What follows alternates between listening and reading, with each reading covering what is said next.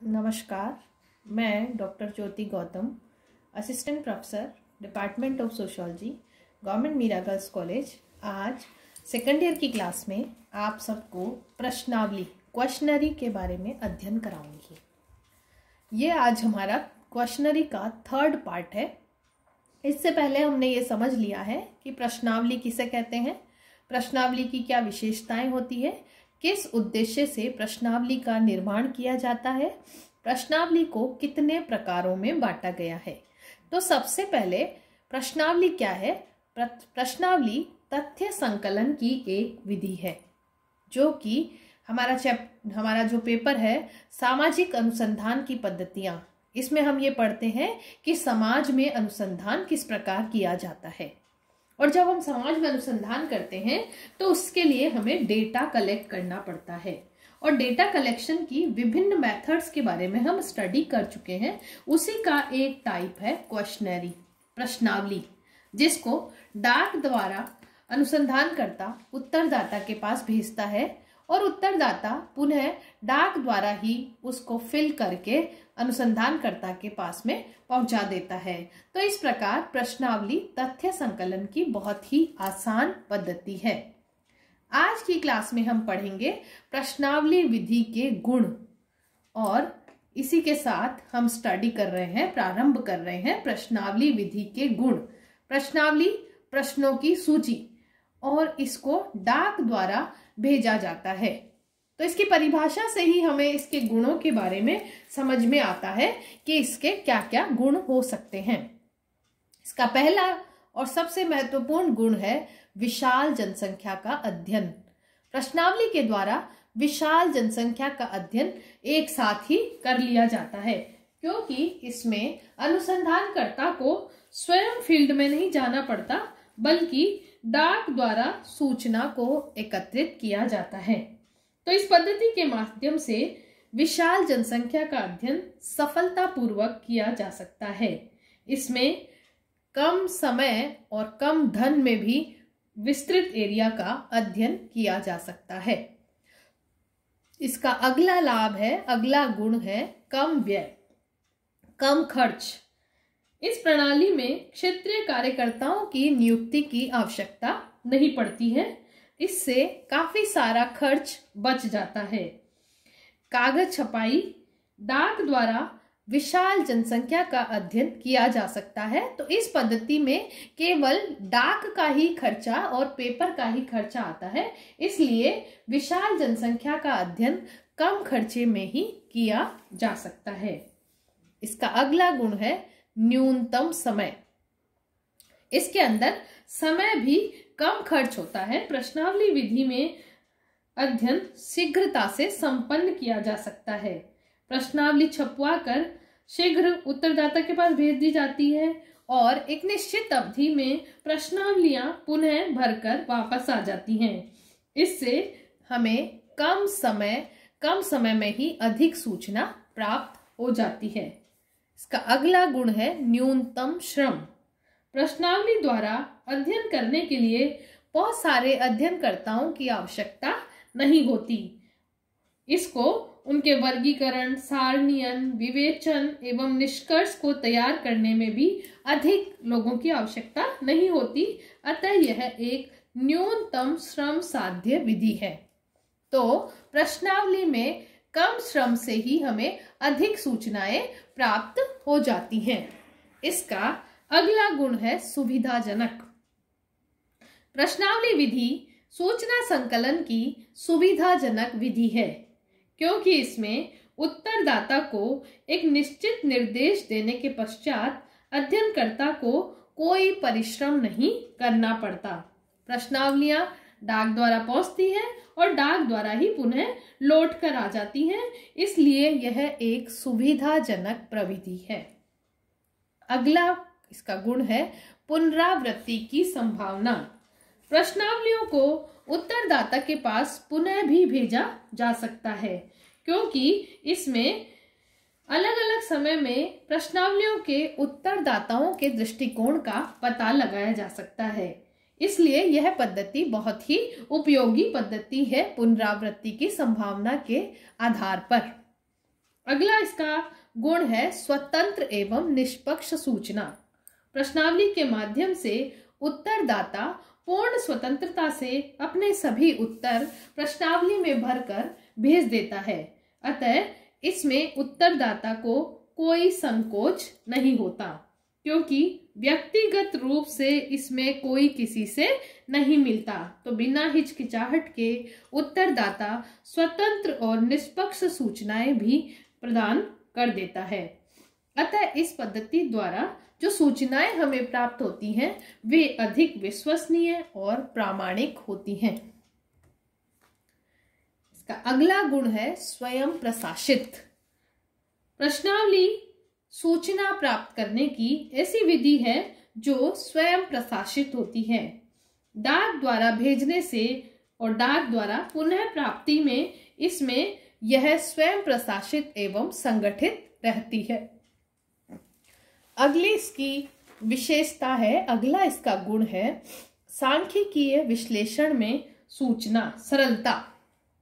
इसको सांख्यिकीय विश्लेषण में भी इन सूचनाओं को सरलता से प्रयोग किया जा सकता है। प्रश्नावली प्रविधि द्वारा प्राप्त तथ्यों का वर्गीकरण, सारणीयन तथा सांख्यिकीय विश्लेषण बहुत कुशलता के साथ किया जा सकता है। और इसके इस विशेष गुण के लिए बोगार्डस ने भी लिखा है कि इसके द्वारा ऐसे मानक परिणाम प्राप्त होते हैं जिनका सारणीयन और सांख्यिकीय विवेचन किया जा सकता है। तो प्रश्नावलियां निश्चित रूप से बहुत ही अति अच्छी सूचनाएं देने के लिए यूजफुल माध्यम है। अगली विशेषता है तुलनात्मक अध्ययन। प्रश्नावली विधि द्वारा विभिन्न अध्ययनकर्ताओं के परिणामों की परस्पर तुलना भी सरलता से की जा सकती है, क्योंकि इसमें सभी सूचनाएं निष्पक्ष, समरूप और प्रामाणिक होती हैं। अतः इनकी तुलना करना आसान होता है। तो इस प्रकार हमने समझा कि प्रश्नावली विधि में बहुत सारे ऐसे गुण हैं जो कि सामाजिक अनुसंधान में इस पद्धति के प्रयोग करने के लिए हमें बाध्य करते हैं। इसके मुख्य रूप से गुण हैं विशाल जनसंख्या का अध्ययन, कम व्यय, न्यूनतम समय, न्यूनतम श्रम, सुविधाजनक, पुनरावृत्ति की संभावना, स्वतंत्र एवं निष्पक्ष सूचना, स्वयं प्रशासित, सांख्यिकीय विश्लेषण में सूचनाएं उपलब्ध करवाना, तुलनात्मक अध्ययन। अब हम पढ़ेंगे प्रश्नावली विधि के दोष। और ये हम बार बार देख रहे हैं कि हर सिक्के के दो पहलू होते हैं। जब हम अच्छाई का अध्ययन करते हैं तो उसकी कुछ कमियों के बारे में भी हमें जानने का प्रयास करना चाहिए कि इस पद्धति के दोष क्या है। तो इसका पहला दोष है अशिक्षितों के लिए अनुपयुक्त। प्रश्नावली विधि चूंकि डाक द्वारा पहुंचती है और डाक द्वारा ही उत्तरदाता द्वारा भरकर लौटाई जाती है, तो इसमें उत्तरदाता का शिक्षित होना अत्यंत आवश्यक है। तो इस प्रकार यह पद्धति अशिक्षितों के लिए अनुपयुक्त है, क्योंकि अशिक्षित व्यक्ति स्वयं उत्तर नहीं भर सकता। सेकंड है प्रत्युत्तर की समस्या। प्रश्नावलियों में सूचनादाता उन्हें भर कर लौटाने की तत्परता नहीं दिखाता है। वह कुछ भी धीरे धीरे आराम से सूचनाओं को भरता है और कभी कभी लौटाना भी भूल जाता है। तो प्रश्नावली की एक बड़ी समस्या है प्रत्युत्तर की समस्या। वापस सूचनाएं प्राप्त करना थोड़ा मुश्किल माना जाता है, मुश्किल आती है। नेक्स्ट है अस्पष्ट लेख। प्रश्नावलियों को सूचनादाता स्वयं भरता है, तो उनकी लिखावट कभी कभी दोषपूर्ण, अस्वच्छ, अस्पष्ट होती है, जिन्हें पढ़ना और उनसे निष्कर्ष निकालना यह भी एक कठिन कार्य होता है, जो कि इस विधि का एक दोष माना जा सकता है, अस्पष्ट लेख। नेक्स्ट है अपूर्ण सूचनाओं की संभावना। कभी कभी सूचनादाता प्रश्नावली के सभी प्रश्नों का उत्तर नहीं देता है, कुछ प्रश्नों को वह छोड़ देता है, जिससे हमें अपूर्ण सूचनाएं प्राप्त होती हैं। और अपूर्ण सूचनाओं के आधार पर अनुसंधान करना थोड़ा मुश्किल होता है। नेक्स्ट है व्यक्तिगत संपर्क का अभाव। इस प्रविधि में उत्तरदाता और प्रश्न जो पूछ रहा है अनुसंधानकर्ता का प्रत्यक्ष संपर्क नहीं होता, तो इसमें वह मोटिवेशन नहीं दे सकता है कि आप जल्दी और उचित सूचनाएं ही प्रश्नावली के अंदर भरकर भेजें। यह भी इस प्रविधि की एक समस्या के रूप में या एक दोष के रूप में माना जा सकता है कि इसमें व्यक्तिगत संपर्क का अभाव होता है। नेक्स्ट, उत्तरदाताओं की भ्रांतियां। प्रश्नावली से उत्तरदाताओं में बहुत सारी भ्रांतियां जन्म ले लेती हैं। वह सोचता है कि पता नहीं मेरे इन उत्तरों का वह क्या यूज करेंगे या वह क्या निष्कर्ष निकालेंगे, तो इन भ्रांतियों के कारण भी वह कभी कभी अस्पष्ट सूचनाएं दे देता है। अगला दोष है सार्वभौमिक प्रश्न असंभव। सभी उत्तरदाताओं के लिए एक जैसे प्रश्न बनाना भी एक कठिन प्रक्रिया है, कठिन कार्य है, क्योंकि सभी उत्तरदाताओं का स्वभाव अलग होता है, शिक्षा का स्तर अलग होता है, विचारधाराएं अलग होती है, पारिवारिक पृष्ठभूमि अलग होती है, आर्थिक स्थिति अलग होती है। तो इस प्रकार प्रश्नावली में सार्वभौमिक प्रश्नों का निर्माण करना एक कठिन कार्य होता है। नेक्स्ट है गहन अध्ययन में अनुप्रयुक्त। इस विधि द्वारा गहन अध्ययन के लिए सूचनाएं एकत्रित करना संभव नहीं होता, क्योंकि इसमें उत्तरदाता और प्रश्नकर्ता अनुसंधानकर्ता का प्रत्यक्ष संपर्क नहीं होता, इसलिए हमें गहन सूचनाएं प्राप्त नहीं हो पाती हैं। इसका अगला दोष है भावात्मक प्रेरणा का अभाव। प्रश्नावली प्रविधि में अनुसंधानकर्ता और उत्तरदाता के बीच प्रत्यक्ष संपर्क न होने के कारण भावात्मक प्रेरणा का अभाव पाया जाता है। वे एक दूसरे के विचारों, भावनाओं और मनोवृत्तियों को नहीं समझ पाते, अतः प्रश्नावली भरना मात्र औपचारिकता रह जाती है। तो इस प्रकार हमने देखा कि प्रश्नावली के विभिन्न दोष हैं। अशिक्षितों के लिए अनुपयुक्त, प्रत्युत्तर की समस्या, अस्पष्ट लेख, अपूर्ण सूचनाओं की संभावना, व्यक्तिगत संपर्क का अभाव, उत्तरदाताओं की भ्रांतियां, सार्वभौमिक प्रश्न असंभव, गहन अध्ययन में अनुपयुक्त, भावात्मक प्रेरणा का अभाव। इन सब कमियों के बावजूद भी प्रश्नावली तथ्य संकलन की एक बहुत ही अच्छी प्रविधि मानी जाती है।